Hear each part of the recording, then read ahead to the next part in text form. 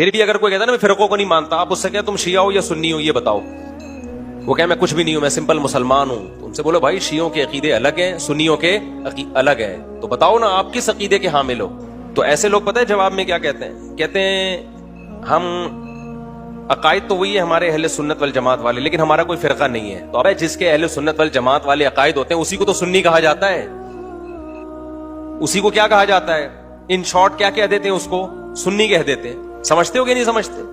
پھر سنیوں میں جو بر صغیر میں کچھ سنی ایسے ہیں جو تیجا 40واں کرتے ہیں, ربیع الاول میں جلسے جلوس نکالتے ہیں, 11ویں شریف 12ویں شریف مانتے ہیں. کچھ سنی ایسے ہیں جو کہتے ہیں یہ چیزیں صحابہ سے ثابت نہیں ہیں تو ہم ان کو نہیں مانیں گے. اب سنیوں کی کتنی قسمیں ہو گئیں؟ 2 قسمیں ہو گئیں.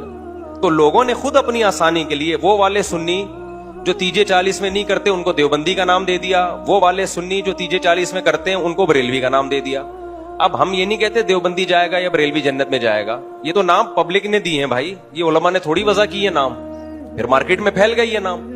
اصل تو یہ ہے کہ سنی کون ہے, اہل سنت والجماعت میں سے کون ہے. تو اب یہ آپ فیصلہ کر لو کہ صحابہ کے طریقے پر کون ہے. جو صحابہ کے طریقے پر ہے وہ سچی مچی کا اہل سنت والجماعت ہے, جو صحابہ کے طریقے پر نہیں ہے وہ نام کا اہل سنت والجماعت ہے. سمجھتے ہو کہ نہیں سمجھتے؟ یہ بہت آسان حل ہے جنتی فرقے کو پہچاننے کا. تو باتیں آپ کروا لو لوگوں سے بیٹھ کے, ہم فرقے نہیں مانتے, تو کیا مطلب کیا کرتے ہو پھر فرقے نہیں مانتے تو کیا نتیجہ کیا نکلا اس کا؟ آپ تو نئے فرقے بنا رہے ہو.